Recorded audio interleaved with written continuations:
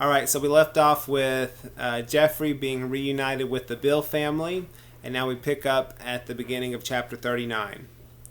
During the night, March doubled back and grabbed April by the scruff of the neck and flung it another week or two down the road.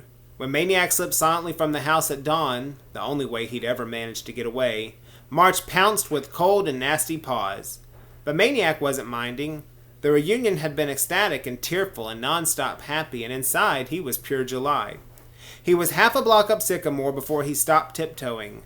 Minutes later he crossed Hector. The streets were dry. An occasional scrape of chewed rawhide was all that remained of the worms.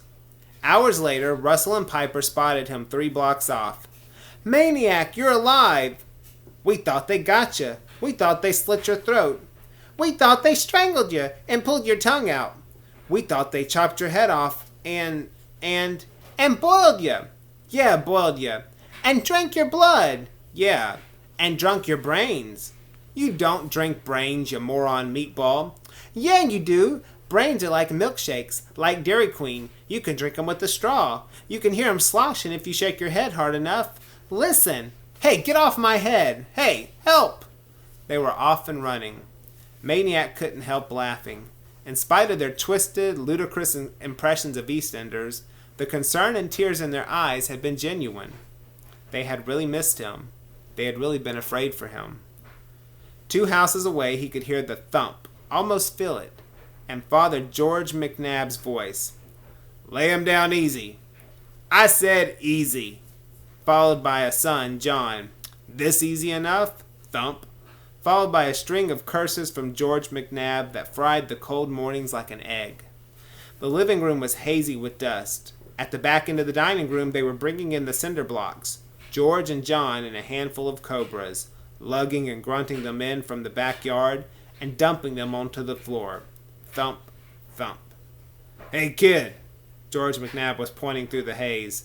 3 months and he still didn't know his tenant's name. "Get your lily hide over here. Start lugging these." Maniac waved. "Later, gotta go." He shut the door and headed up the street. So they really were making it. He had heard them planning it for weeks, making drawings, buying or stealing, cement, trowels, a level, a pillbox they called it. Once it was done, they'd be ready. Let the revolt begin. Let the rebels, as they called the EastEnders, come.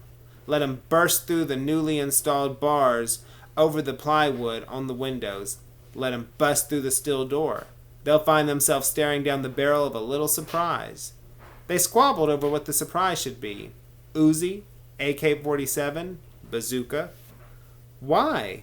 Maniac had asked Giant John one day. "Why what?" "Why are you doing all this?" "To get ready." "What else?" "Well, what do you think's going to happen?" "What's going to happen?" Giant John swatted a squad of roaches from the kitchen table and sat down. "What's going to happen is, one of these days, they're going to revolt." "Who says?" "Who cares who says? You think they're going to make an announcement?" Maniac tried to picture Amanda and Hester and Lester and Bow Wow storming the barricades. "When's all this supposed to happen?" John shrugged. "You never know. Maybe this summer." He jumped up, grabbed a beer from the fridge, flipped it open. "They like to revolt in the summer. Makes 'em itchy. They'll like to overrun the cities. This time we'll be ready." And he told Maniac what he had often imagined, lying in bed. The blacks sweeping across Hector one steaming summer night. Torches, chains, blades, guns, war cries, marauding, looting, overrunning the West End, climbing in through smashed windows, doors, looking for whites, bloodthirsty for whites, like Indians in the old days, Indians on a raid. "That's what they are," Giant John nodded thoughtfully. "Today's Indians." The cockroach strolling up his pant leg wasn't the only thing making Maniac feel crawly. He shook off the roach. He moved to the center of the kitchen to surround himself with as much space as possible. "But other people," he said. "I don't hear them talking about revolts. Nobody else wants to make a pillbox." Giant John tilted the last of the beer into his mouth. "Maybe when we do," he grinned, "they will." That had been weeks before, and now the pillbox was underway. No longer an idea in the backyard, but a reality in the dining room. Now there was no room that Maniac could stand in the middle of and feel clean. Now there was something else in that house, and it smelled worse than garbage and turds. So Jeffrey is realizing that the McNabs are serious about building this thing. They really do believe that black people are going to cross over Hector Street, and they're going to revolt, and they're going to kill the white people in the West End. And he's like, nobody I know is talking about this. And he imagines, like, seriously, the Bill family is going to do this? This is ridiculous. And Jeffrey doesn't always know how to put things into words, but he's getting to the point he just feels really uncomfortable there. And he knows that what they're saying, it just doesn't seem right. And so we ask ourselves, well, why is he staying there? We're going to find out in the next chapter, in chapter 40. He ran far that day, away from the town, letting the wind wash him. When he returned to the West End, he heard in the distance Mrs. Pickwell whistling her children to dinner. Though he had heard the whistle many times, he had not answered it since his first day in town. Now he felt, as he had that day, that it was meant for him. This time, of course, there was a difference. He was no stranger. He was Maniac Magee, the kid who had walked barefoot through the dump near the house. The Pickwell kids cheered when he showed up and treated him like a legend in the flesh. Mrs. Pickwell did better. She treated him like a member of the family, as if she would have been surprised if he hadn't come on the whistle. Nor was Maniac the only visitor for dinner. Mr. Pickwell had brought home a down-and-out shoe salesman in sore need of sympathy and a good meal. So if you remember from the beginning of the book, the Pickwells, they live in the West End, and they have a lot of kids. Their names all start with the letter D, and they eat at a pool table because there's so many of them. But even though there's so many of them, there's always room for more. Mr. Pickwell at the beginning had brought home a taxi driver who was down and out on his luck. Now they got a shoe salesman. And they bring them in, they give them a meal, they get to be with the family. There's always room. Even though they have a ton of kids, there's always room for one more. So much so that at the beginning of the book, Jeffrey goes to dinner and they don't realize he's been there and that they had an extra person until he's gone.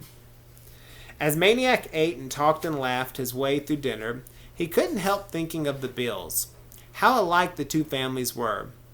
Friendly, giving, accepting. So easily he could picture the Bills' brown faces around this dinner table and the little Pickwell kids' white bodies in the bathtub at 728 Sycamore. Whoever had made of Hector Street a barrier, it was surely not these people. So he's saying the Pickwells and the Bill family, one's black, one's white, one's in the East End, one's in the West End, but they're both the same. They're wonderful, caring families. Fortified by his good time at the Pickwells, Maniac returned to the McNabs. After the East End scare, Russell and Piper no longer demanded stunts of him in return for attending school. On the one hand, this was a relief to Maniac. On the other, it left him with less influence over them. He could always extort a day or two in class from them with the free weekly pizza. Beyond that, he'd go to them toward school any way he could. He organized a marbles tournament that could take place only in the schoolyard during recess. He tried reading to them, as he had to Hester and Lester and to Grayson, but they paid as much attention as the Roaches. He took them to the library, then scrapped that idea after their shenanigans left the librarian blubbering and blue-faced. Then May arrived with its warm weather and blew away what little power he had left. The boys began again to dream of travel. Wood appeared in the backyard. They were building a raft. "Gonna sail down the river to the ocean," they said. One day he heard frenzied horn honking and screaming. He turned to see an ancient, rusty gas hog convertible rolling by with Russell behind the wheel and Piper jumping up and down and shrieking in the back seat. By the time Maniac caught up, they were gone, and the car was shuddering against a telephone pole. So they stole a car. Another time, and crashed it. Another time, he had to run them down and haul them back to Dorsey's grocery, where he made them empty their bulging pockets of the 50 bubble gums they had stolen. It was a maddening, chaotic time for Maniac. Running in the mornings and reading in the afternoons gave him just enough stability to endure the zany nights at the McNabs. When he asked himself why he didn't just drop them, the answer was never clear. It wasn't so much that he wanted to stay as that he couldn't go. In some vague way, to abandon the McNab boys would be to abandon something inside himself. He couldn't shake the suspicion that deep inside Russell and Piper McNab, and the prayer-dark seed of their kidhoods, they were identical to Hester and Lester Bill. But they were spoiling, rotting from the outside in, like a pair of peaches in the sun. Soon, unless somebody did something, the rot would reach the pit. And yet he held back. Oh, he prodded and persuaded and inspired and bribed the boys to do right, but he never forced them, never commanded, never shouted, because to do so would be parental, and he was not yet ready for that. How could he act as a father to these boys when he himself ached to be somebody's son? But then one day the boys went too far. He found them playing with the old glove Grayson had given him for Christmas.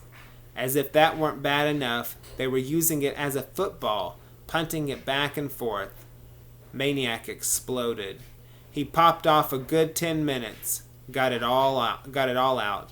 This was the last straw, he told them. From now on, it was going to be different. No more Mr. Nice Guy. When I say jump, you say how high. Got it?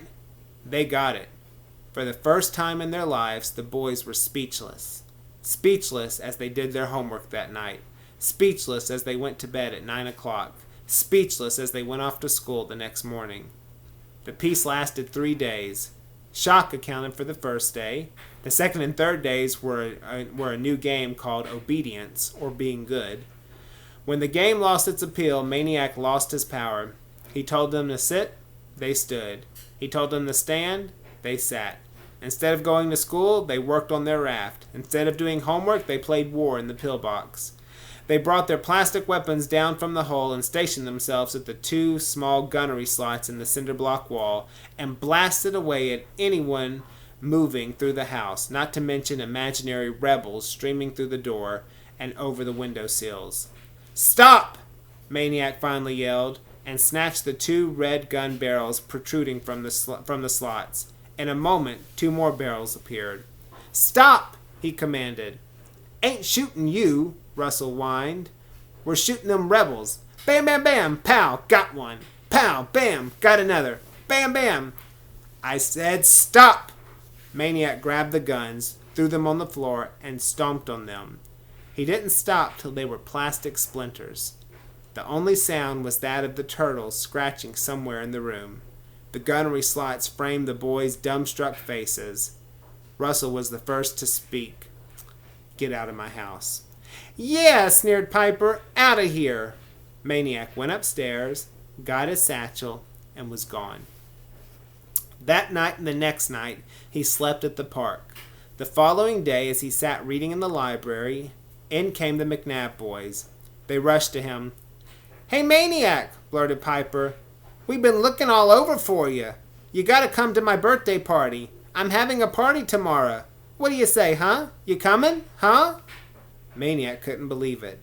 The ugly feelings of the other day showed nowhere on their excited faces. "Come on, Maniac, you gotta." And just like that, as he stared at them, the idea came. An idea as zany as they were. The words seemed to lift right off their faces, like sunburnt skin peeling. "Well, okay," he said, "on one condition." "What's that?" "If I bring somebody with me." "Sure, bring everybody. We're gonna party." The librarian edged closer to the phone. Okay, so we'll find out what that idea is tomorrow.